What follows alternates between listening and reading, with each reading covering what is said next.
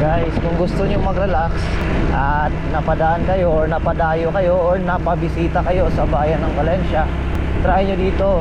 Pwede nyo gawin rent ng motorcycle, tapos libot-libot lang. Maliit na bayan lang ang Valencia, pero marami kang pwedeng puntahan na magagandang lugar na nakaka-relax. Medyo malapit-lapit na tayo sa Site P. Papakita ko sa inyo mamaya yung view. Ito naman yung Vista Panoramica. Alright guys, nandito na tayo sa Vista Panoramica at ganito yung view. Pero hindi lang tayo papasok dun sa loob kasi nga tatry natin pumunta dun sa kabila naman mamaya, yung Chosen's Cafe. Ayan. Sa baba makikita yung may puti. Yan yung mag-asusulfur vents. And time check muna tayo guys, 2:31 ng hapon. So tara, punta tayo sa Site P. So guys, ito yung planta. Makikita nyo lang sa gilid ng daanan. Ayan, gilid ng kalsada. Yan. Doon naman sa kabila, ayan oh. Grabe naman yung fog. Malakas yung hangin dito guys. So sa malapitan guys, makikita nyo yung steam. Yan yung kino-convert ng planta na ito para maging kuryente. Sobrang ganda dito talaga. Nakakasawa. Tsaka yung mga puno nga pala, medyo na yung mga dahon kasi nga panahon ngayon ng bagyo. Ayan.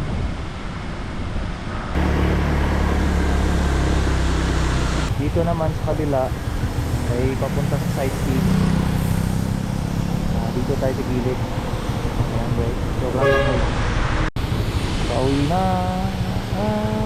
So ngayon ay pupuntahan na natin yung Site P. Andyan lang yung Site P, parang ano lang siya, kalsada lang din, pero yung mga puno ganito ang itsura. Yan, ganyan nakikita natin sa daanan. Kagaya din ng mga puno na nakikita natin sa Baguio City, ganyan din. At napakagandang pasyalan.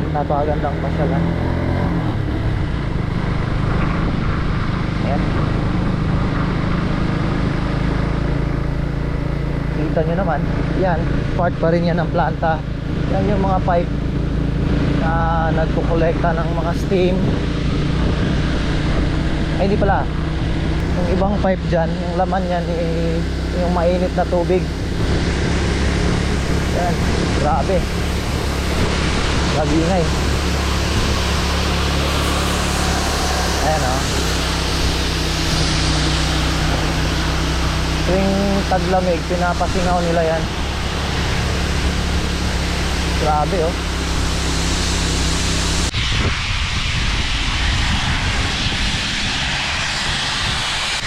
So kita nyo guys, ito yung planta sa taas no? Ewan ko lang kung ganun pa rin ang pangalan, pero ang lugar na ito ay tinatawag dati na Palwan. Ayan, tingnan nyo yung mga halaman sa gilid guys. Ang ganda. Yan yung makikita dito madalas, lalo na pag andun ka pa sa unahan, sa pinakatuktok. Mga ganyang uri ng halaman makikita mo. Yung madalas ko nakikita sa gubat. Ayan. Sa unahan nito ay yung tinatawag na Site P. Halos ganito lang din ang itsura. So eto na guys, eto yung Site P. Ayan. Grabe, ganda dito. Matagal-tagal na rin akong di nakapunta rito, kaya naisip kong bumalik. Namiss ko din tong lugar na to. Ayan. Hindi mo to makikita sa sa ibang probinsya. Dito lang to sa bayan ng Valencia.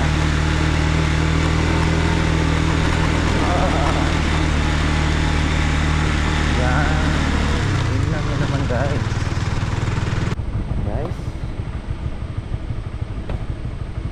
Diba?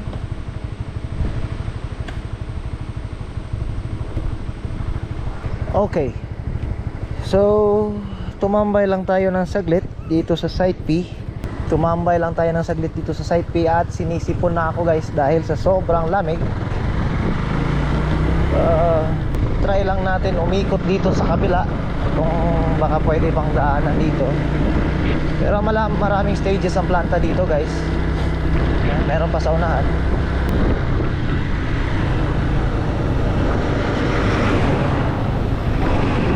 Yan. Ang barangay nga pala dito ay Barangay Puhagan. Barangay Puhagan, lungsod ng Valencia, bayan ng Valencia. Alrighty, guys. Ewan ko lang kung pwede tayong umikot doon sa kabila. Pero try lang natin umikot.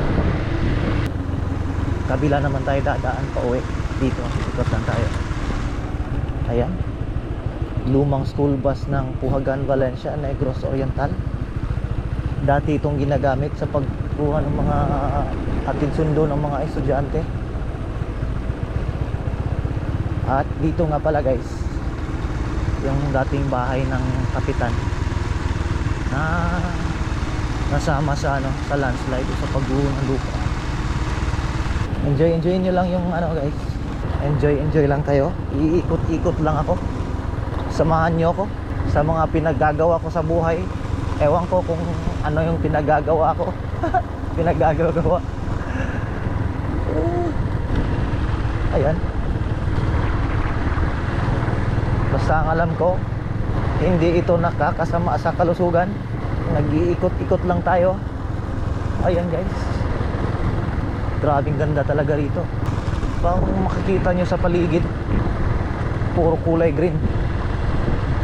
Ang ibig lang sabihin, sagana, malamig dito. So pababa na tayo. Oops.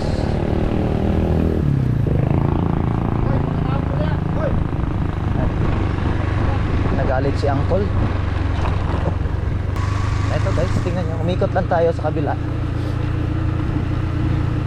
Tignan nyo naman.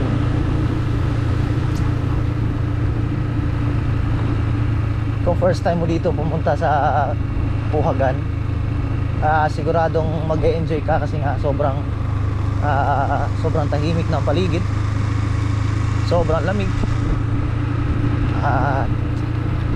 libre ang tubig dito, guys. Pwede mong inumin. So eto, guys, tingnan nyo, medyo masukal. Yan.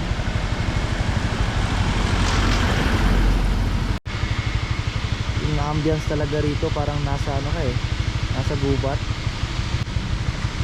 Alright, guys, so ngayon bababa na tayo. Try natin umikot dun sa Barangay Malaunay. Eto na, guys, so dyan tayo lumiko kanina. Dyan tayo sa kaliwa dumaan. Tapos umikot lang si Uncle na hindi alam kung ano ang pinaggagawa sa buhay. Tuloy lang tayo sa buhay, laban. Kahit wala naman tayong kalaban, laban pa rin. Grabe, guys. So dito naman tayo sa kaliwa dadaan, guys, papuntang Malaunay. Yan. Sa mga hindi nakakaalam, ay mayroon pong speed limit dito sa lugar na to. Kasi nga pinoprotektahan ng planta yung safety ng bawat isa, bawat empleyado. Dati meron silang tinatawag na programa na yung million man hours na walang nangyayaring aksidente sa planta man, o di naman kaya sa pagbabiyahe ng mga service o mga sasakyan ng kumpanya. Basta lahat ay kinocompute nila kung ilang oras na ba ang nagagawa ng mga tao, mga empleyado, nang walang nangyayaring aksidente. Di ba? Ang galing. At dahil pababa na tayo, guys, ay samahan nyo pa rin ako. Dahil wala nga akong kasama, nag-iisa lang ako dito. Para akong buwang. nagsasalita ng mag-isa. Ay nako. Eto na, bababa na si Uncle. Si Uncle Bokol. Pasensya na po at hindi tayo sanay mag-vlog kasi nga mahiyain tayo. Minsan naman walang hiya, hindi ko alam yung personalidad ko. Ay nako, bipolar ata tayo. Minsan seryoso, minsan loko-loko. Kadalasan pala loko-loko. Joke lang po. Enjoy na enjoy ba kayo mga guys? So ayan, sa malapitan makikita nyo yung malalaking tubo. Yan yung nagsisilbing daanan ng mga steam at saka yung mainit na tubig pabalik sa ilalim ng lupa. Meron pala nun, meron po. Yung tubig na nakokolekt ay ini-inject pabalik sa ilalim ng lupa. Kaya meron po silang tinatawag dito na re-injection. Kasi nga, yung tubig nga, ini-inject nga pabalik sa lupa. Ano ba? Ang kokolet. Hindi ko na matandaan lahat ng mga parts ng planta, pero meron pa rin naman tayong konting nalalaman. At sa mga nagtatrabaho dito, paki-comment naman po sa comment section ano yung mga iba't ibang uri ng part ng planta. Diba meron tayong re-injection? Kung tama po ba, pakisagutan naman po. At dahil nga mukhang medyo paubos na ang battery ng ating camera, ay maraming salamat po sa pagsubaybay ng programang ito. Ang programang ito ay hatid sa inyo ng Shopee Delivery. Shopee, imong parcel naabot na. Nag-enjoy ba kayo sa ating mga pinaggagawa sa buhay? Well, continue muna tayo pababa at doon na natin tapusin ang vlog na ito. Kasi nga medyo matarik pa ang daanan dito, hindi ko ma-pause yung video.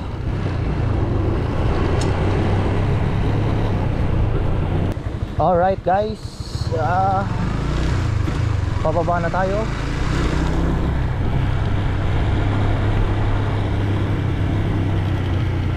Ayan, matarik ang daan, nakakalulang tingnan, pero ang sarap sa pakiramdam. Enjoy lang muna guys. At sulitin natin ang video na ito. Ayan, shout out sa'yo Uncle.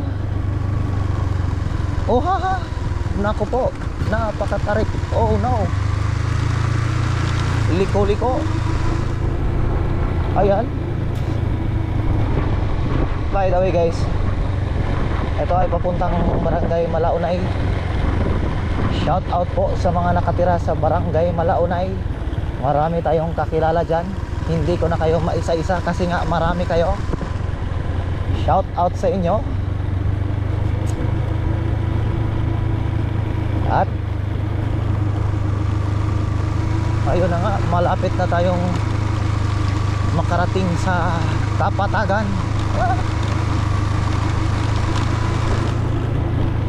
Ayun.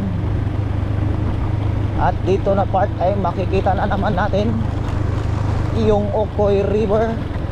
Ayan. Ito ay part ng hindi ko alam. Oh, di ba? Ang ganda. Okay. Ayan. Ito ang Ocoy River.